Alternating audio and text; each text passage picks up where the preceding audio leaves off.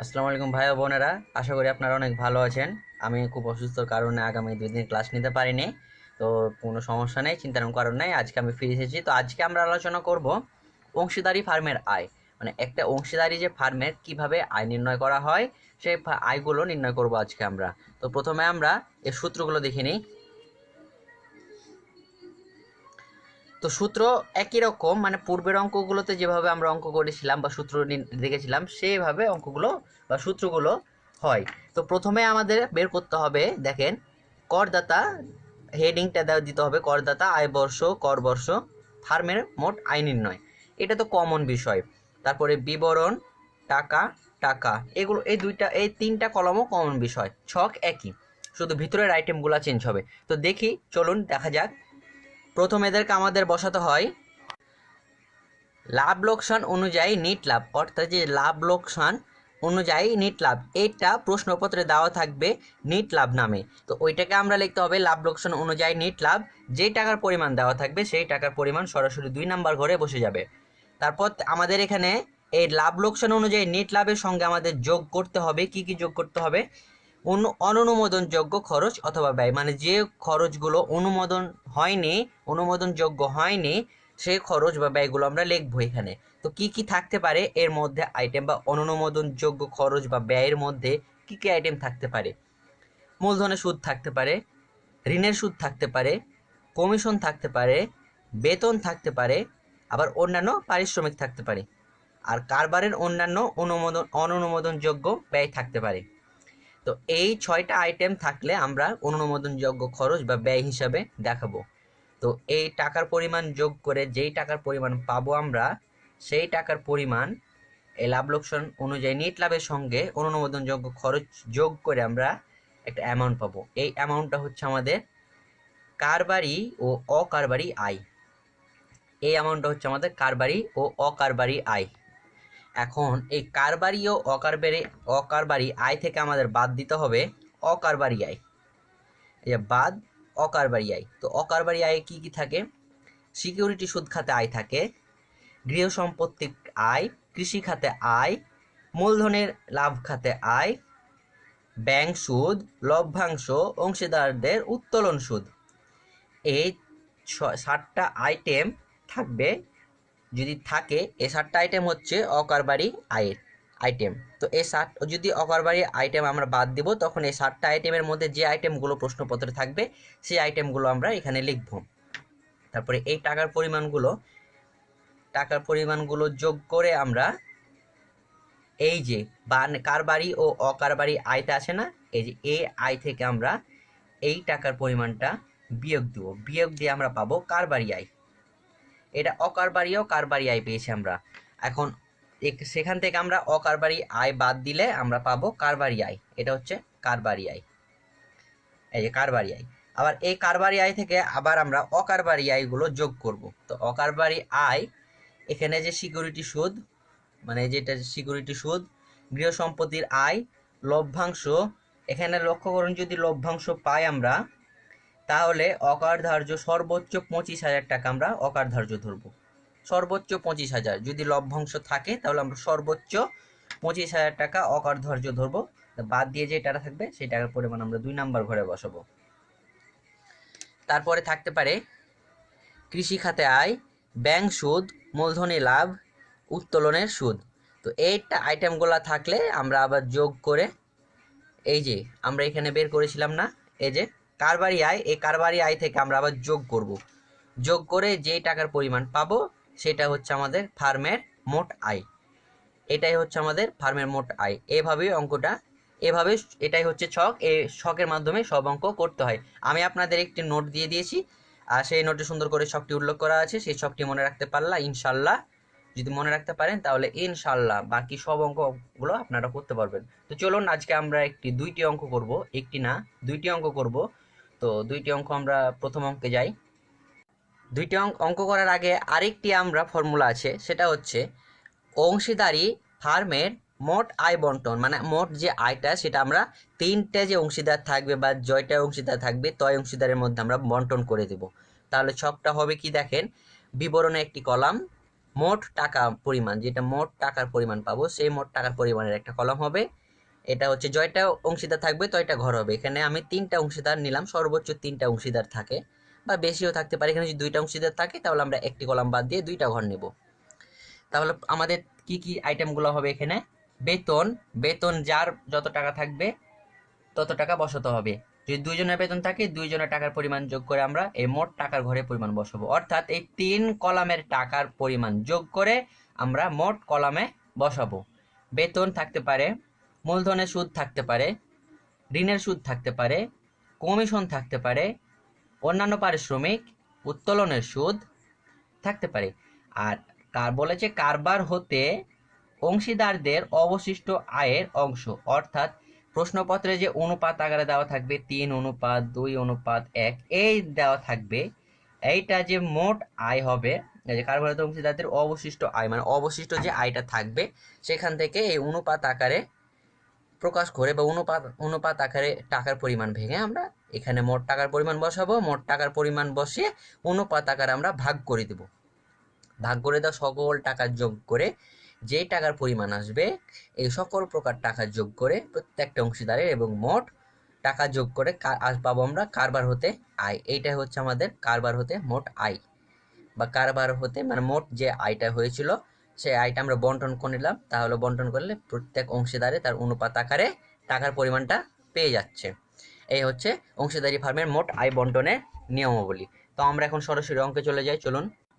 অঙ্কটিতে কি বলেছে দেখেন, রনি ও জনি সাজঘর কোম্পানি এর 2 জন সমান অংশীদার। মানে এই রনি এবং জনি 2 জন অংশীদার আছে সাজঘর কোম্পানি লিমিটেডের। উক্ত ফার্মের 2018 সালে 30 জুন সমাপ্ত বছরের লাভ লোকসান হিসাব নিম্নে প্রদত্ত হলো। ডেবিট, আমরা জানি বাম দিক ডেবিট এবং ডান দিক ক্রেডিট। তো বিবরণ, তো ডেবিটের দিকে কি কি আইটেম আছে? বেতন দেওয়া আছে 4,80,000, ভাড়া 2,40,000, বিজ্ঞাপন 1,60,000, বিক্রয় খরচ 3,20,000, সাধারণ খরচ 3,20,000, অবচয় 1,28,000, কুড়িন 24,000, নতুন কুড়িন 32,000, মূলধনের সুদ রনির 40,000 টাকা এবং জনির 24,000 টাকা। তাহলে 2 জনের মোট ঋণ মূলধনের সুদ হচ্ছে 64,000 টাকা। বেতন রনি পায় 48,000, জনি পায় 40,000। 2 জনের বেতন হচ্ছে 88,000 বা 88,000। অক্ষরের কমিশন, অক্ষর না, এটা হবে এখানে জনি হবে। জনির কমিশন 64,000 এবং নেট লাভ দেওয়া আছে প্রশ্নপত্রে দেখেন 5,08,000, এটা হচ্ছে নেট লাভ। আর এবং ক্রেডিট দিকে দেওয়া আছে মোট লাভ দেওয়া আছে 23,20,000, লভ্যাংশ 36,000, ব্যাংক সুদ 7,200, গৃহ সম্পত্তির আয় 48,000, বাণিজ্যিক সিকিউরিটি সুদ 16,800। এই ছিল তাদের প্রশ্ন। তো আমরা এখন সমাধান করি। এখানে আমি দেখেন ছক নির্ণয় করে নিয়েছি। বিবরণ টাকা টাকা। তার আগে আপনাদেরকে অবশ্যই এই হেডিংটুকু দিতে হবে। এই হেডিংটুকু না দিলে 1 মার্ক অথবা 2 মার্ক দিবে না শিক্ষকরা। তো আমাদেরকে সূত্রের নিয়ম অনুযায়ী আমরা প্রথমে কি পাই? লাভ লোকসান অনুযায়ী নেট লাভ। এই যে আমি লিখেছি লাভ লোকসান অনুযায়ী নেট লাভ কত আমাদের প্রশ্নপত্রে দেওয়া আছে। আমাদের প্রশ্নপত্রে নেট লাভ দেওয়া আছে 5,08,000। এই যে 5,08,000 আমি নেট লাভ বসিয়ে দিয়েছি। তারপর আমাদের যোগ করতে হয় কি? অননুমোদনযোগ্য ব্যয়সমূহ। তাহলে আমাদের অননুমোদনযোগ্য ব্যয়সমূহ কি কি পেয়েছিলাম? আমরা অনেক কিছুই পেয়েছিলাম। তার মধ্যে কি কি মিল আছে সেগুলো আমরা একটু দেখি। কুড়িন সঞ্চিতি, তারপরে মূলধনের সুদ, কুড়িন সঞ্চিতি প্রশ্নপত্রে দেওয়া আছে। কুড়িন সঞ্চিতি প্রশ্নপত্রে দেওয়া আছে 32,000। নতুন কুড়িন সঞ্চিতি 32,000। এই যে 32,000 টাকা বসিয়ে দিয়েছি আমি। মূলধনের সুদ, এখন মূলধনের সুদ তো 2 জনের আছে, রনির এবং জনির আছে, তো 2 জনেরই আমরা বসাবো। মূলধনের সুদ রনির হচ্ছে 40,000, জনির হচ্ছে 24,000। 2 জনের মূলধনের সুদ হয় 64,000। বেতনও 2 জনের হয় 88,000। একজনের রনির হচ্ছে 48 এবং জনির হচ্ছে 40। 2 জনের বেতন হয় 88,000 টাকা। এবং এখানে জনি হবে, জনির কমিশন 64,000, এটা প্রশ্নপত্রে দেওয়া আছে। এই 3টা আইটেম আমরা পেয়েছি অননুমোদনযোগ্য ব্যয়সমূহ। অনুমোদনযোগ্য ব্যয়সমূহ যে আইটেমগুলো আছে তার মধ্যে থেকে আমরা 3টা আইটেম পেয়েছি, যেটা হচ্ছে অনুমোদনযোগ্য ব্যয়। তো 3টা আইটেমের টাকা যোগ করে কুড়িন সঞ্চিতি, মূলধনের সুদ এবং বেতনের টাকা এবং অক্ষরের কমিশন জনির কমিশন যোগ করলে আসে 2,48,000 টাকা।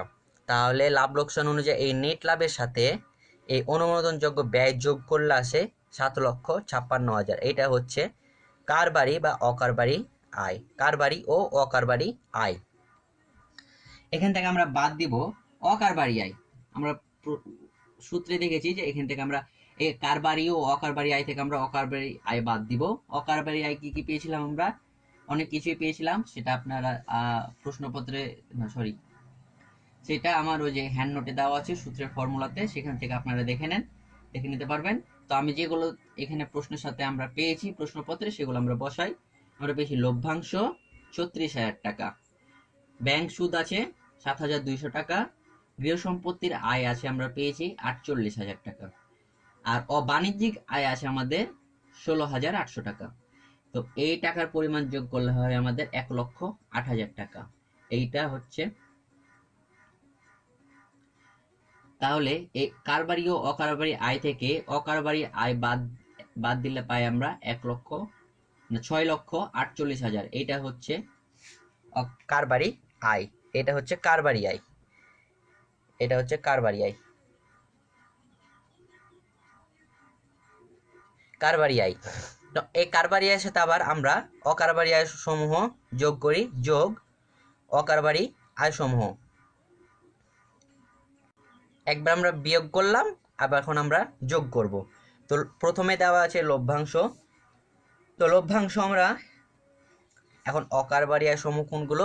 এই যে ক্রেডিট দিকে যেগুলো দেওয়া আছে সেগুলো অকারবারি, যেমন লভ্যাংশ, ব্যাংক সুদ, গৃহ সম্পত্তির আয়, বাণিজ্যিক সিকিউরিটি সুদ, এগুলো হচ্ছে অকারবারি আয়। তো অকারবারি আয় কি কি দেওয়া আছে? লভ্যাংশ দেওয়া আছে 36,000। এখানে একটা বিষয় লক্ষ্য করবেন, যখন আমরা অকারবারি আয় সমূহ যোগ করব তখন শুধু লভ্যাংশে এই অকারধার্য সর্বোচ্চ 25,000 বাদ দিব। যখন আমরা বাদ দিব অকারবারি আয় তখন লভ্যাংশের কোনো কাজ হবে না। তো লভ্যাংশ দেওয়া আছে 36,000, এখন বাদ অকারধার্য সর্বোচ্চ 25,000 টাকা পর্যন্ত আমরা বাদ দিব। তো 36 থেকে 25,000 বাদ দিলে থাকে 11,000। এটা হচ্ছে আমরা লভ্যাংশ পেলাম। ব্যাংক সুদ 7,200, গৃহ সম্পত্তি খাতে আয় 48,000, বাণিজ্যিক সিকিউরিটি সুদ খাতে আয় 16,800। বাকি সব কিছু ঠিক থাকবে। যোগ করে এই অকারবারি আয় সমূহ যোগ করে আমরা পাই 83,000। এই কারবারি আয় থেকে 83,000 বা অকারবারি আয় সমূহ বাদ দিলে থাকে আমাদের 7,31,000। এই 7,31,000 হচ্ছে আমাদের ফার্মের মোট আয়। 7,31,000 হচ্ছে আমাদের ফার্মের মোট আয়। এখন আমরা আরেকটি, আমাদেরকে নির্ণয় করতে বলা হয় কর দায়। এখন কর দায় নির্ণয়ের জন্য 2020 সালের নতুন অর্থ বছরে কর দায় নির্ণয় করার চেঞ্জ হয়েছে, টাকার পরিমাণটা চেঞ্জ হয়েছে। কিন্তু আমরা এখানে প্রশ্নপত্র উল্লেখ করা বলবে যে কত কর বর্ষের। এখন যদি কর বর্ষ বলে 2020-21, তাহলে আমরা নতুন যে আইটেমটা পেয়েছি সেটা আমরা বসাবো। আর যদি বলে 2019 অথবা 20 বা 18-19, তাহলে আমরা পূর্বের যে নিয়মটা আছে বা পূর্বের যে রুলসটা আছে সেটা ফলো করব। যেহেতু আমাদের এখানে বলেছে 2018 সালের জুনে, তাহলে আমরা 2020 সালে যে পূর্বের কর দায় নির্ণয়ের যে আইটেমগুলো ছিল বা টাকার পরিমাণটা ছিল সেইটা আমরা বসাবো। তো আমরা জানি মোট আয়ের প্রথম 2,50,000 টাকা পর্যন্ত 0% সুদ লাগে, 0% কর ধরা হয়। তাহলে 0% হলে টাকার পরিমাণ 0। পরবর্তী 4 লাখ টাকা পর্যন্ত 10%, 4 লাখ টাকার 10% হয় 40,000, এবং এই 2,50,000 আর 4 লাখ হয় 6,50,000। কিন্তু আমাদের মোট আয় হয়েছে 7,31,000। তো 7,31,000 থেকে 6,50,000 যে বাকি থাকে 81,000, এই 81,000-এর উপরে 15%, 81,000-এ 15% হয় 12,150। তো 40,000 12,050 যোগ করলে হয় 52,150। এটা হচ্ছে সাধারণ হারে কর দায় নির্ণয়, বা এটা লিখতে পারি আমরা কর দায়, মোট কর দায়। এইটা হচ্ছে অঙ্ক। এভাবে অঙ্কগুলো করতে হয়, এভাবে কর দায় নির্ণয় করতে হয়। যদি এখানে প্রশ্নপত্রে বলা থাকতো 2020 সালের তাহলে বা 2020-21 অর্থ বছরে বা 2020 সাল যদি লেখা থাকতো, তাহলে আমরা যে নতুন আইটেমটা পেয়েছি যেখানে 3 লাখ টাকা, এখানে আবার টাকার পরিমাণ বেড়েছে, প্রত্যেকটা আইটেমে যে টাকার পরিমাণ বেড়েছে সেটা আমরা বসাতাম। কিন্তু এখানে 2018 সাল বলেছে কর বর্ষ, যার কারণে আমরা এইটা পূর্বের নিয়মে অঙ্কটা সমাধান করলাম। তো আমরা এখন আরও একটি অঙ্ক চলে যাই, সমস্যা 2। তো সমস্যা 2 ভালোভাবে লক্ষ্য করবেন। এখানে অঙ্কটা বলা হয়েছে কি, টুটুল, রাতুল ও রাহুল একটি অংশীদারি কারবারের 3 জন অংশীদার। তারা লাভ লোকসান 3:2:1, অর্থাৎ টুটুল নেয় 3 ভাগ, রাতুল নেয় 2 ভাগ এবং রাহুল নেয় 1 ভাগ, মোট 5 ভাগ করে অনুপাতে বন্টন করে। 2017-18 আয় বর্ষে কারবারের নেট আয় ছিল 3,50,000 টাকা। হিসাব বহি পরীক্ষা করে নিম্নোক্ত বিষয়াদি পাওয়া যায়। কি কি পাওয়া গেছে একটু পড়ে নিই আমরা। রাতুলকে বিক্রয়ের ওপর কমিশন বাবদ 40,000 টাকা প্রদান করা হয়। টুটুলকে বেতন দেওয়া হয় 42,000 টাকা বার্ষিক ও রাহুলকে দেওয়া হয় 45,000 টাকা বার্ষিক। রাতুলকে অফিস ভাড়া দেওয়া হয় বার্ষিক 72,000 টাকা।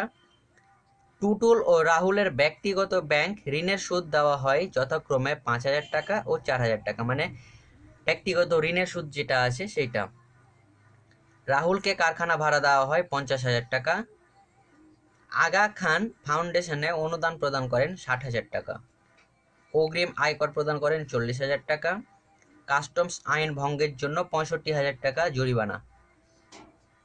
অংশীদারদের উত্তোলনের যথাক্রমে অংশীদারদের উত্তোলন করেছে, টুটুল করেছে 60,000 টাকা, রাতুল 50,000 টাকা এবং রাহুল 45,000 টাকা।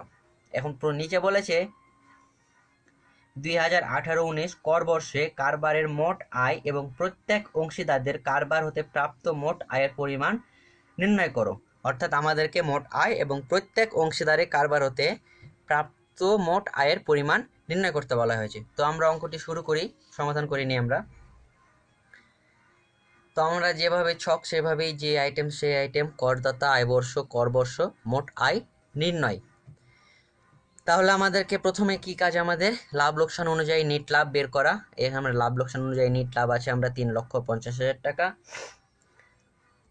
এবং তার সাথে আমরা যোগ করব অননুমোদনযোগ্য ব্যয়সমূহ, মানে যেগুলো অনুমোদনযোগ্য হয়নি সেই ব্যয়গুলো আমরা যোগ করব। তো কি কি পাই আমরা এখানে দেখে প্রশ্নে। রাতুলের কমিশন পেয়েছি আমরা 40,000 টাকা, এটা হচ্ছে অনুমোদনযোগ্য ব্যয় কমিশন। বেতন পেয়েছি আমরা টুটুলের 42,000, রাহুলের 45,000, দুইজনের টাকার পরিমাণ যোগ করলে হয় 87,000। ঋণের সুদ পেয়েছি টুটুলের 5,000, রাহুলের 4,000, দুইজনের মোট ঋণের সুদ হচ্ছে 9,000।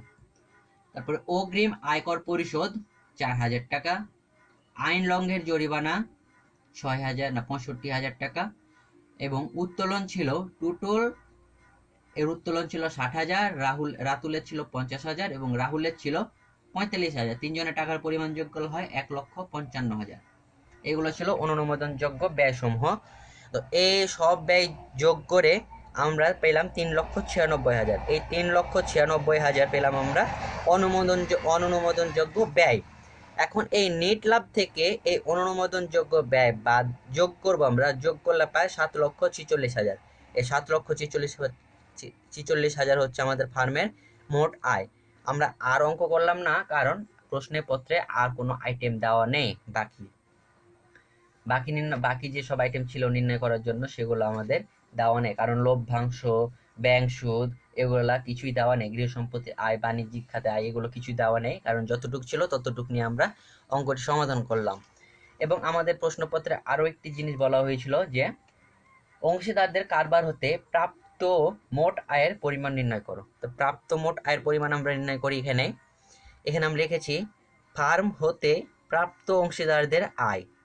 আমি প্রথমে যে সূত্র আপনাদের বলেছি যে বিবরণ মোট টাকা এবং যতটা অংশীদার থাকবে ততটা অংশীদারের ঘর হবে। তো 3টা অংশীদার আছে টুটুল, রাতুল, রাহুল এবং মোট টাকা। তাহলে আমাদের আইটেমগুলোর মধ্যে কি কি আছে, এখানে কমিশন আমরা জানি, এখানে কমিশন বসে। কমিশন মোট 40,000 টাকা, কারণ টুটুলের কমিশন নাই, রাহুলের কমিশন নাই, শুধু রাতুলের আছে। রাহুলের কমিশনে শুধু রাহুলের আছে, তাই এক রাহুলের 40,000, এই কারণে এখানে মোট 40,000 বসলো। বেতন টুটুলের আছে 42,000, রাহুলের আছে 45,000, রাতুলের বেতন নাই। তাহলে এই 42,000 45,000 যোগ করলে হয় 87,000। এই যে 87,000 মোট টাকার ঘরে বসিয়ে দিলাম আমরা। ঋণের সুদ টুটুলের আছে 5,000, রাহুলের আছে 4,000, রাতুলের নাই, তো 5 আর 4 যোগ করলে হয় 9,000। অবশিষ্ট আয় বন্টন, অবশিষ্ট আয় বন্টন আমরা 3,05,000। এই যে অবশিষ্ট আয় বন্টন, এটা কিভাবে পেলাম আমরা? এখানে এই যে অবশিষ্ট যে আয় বন্টন আমরা বের করব কিভাবে, এখানে অনুপাত দেওয়া আছে। অনুপাত দেওয়া আছে, এই যে যে আইটেমগুলো পাবো আমরা, এখানে 3টা আইটেম পেয়েছি। 1 কমিশন, 2 বেতন, 3 নাম্বার ঋণের সুদ। এই 3 টাকার পরিমাণ যোগ করব, যোগ করে যেই টাকার পরিমাণ হবে সেই টাকা কিন্তু এই 7,46,000 অথবা ফার্মের মোট আয় থেকে বিয়োগ করব। তো 7,46,000 থেকে 7,46,000 থেকে এখানে আমাদের যোগ, এখন যোগ করি আমরা, কত টাকা হয়? 40,000 যোগ 87,000 যোগ 9,000 যোগ করলে হয় 1,36,000 টাকা। 1,36,000, 1,36,000 থেকে না, 7,46,000 থেকে 1,36,000 বাদ দিলে আসে আমাদের 6,10,000 টাকা। এই 6,10,000 উপরে আমরা এখন এই অনুপাতটা প্রকাশ করব, বা আমরা এই অনুপাত আকারে ভাগ করব, বা টাকার পরিমাণটা বের করব। তো 6,10,000 এখানে টুটুল হচ্ছে 3 ভাগ, মোট কিন্তু হচ্ছে 6 ভাগ। 6 ভাগের মধ্যে টুটুল হচ্ছে 3 ভাগ, রাতুল হচ্ছে 2 ভাগ, এবং রাহুল হচ্ছে এই 1 ভাগ। তাহলে আমরা যেহেতু টুটুল 3 ভাগ, তাহলে আমরা 6 দ্বারা না 3 দ্বারা গুণ করব এই টাকার পরিমাণকে।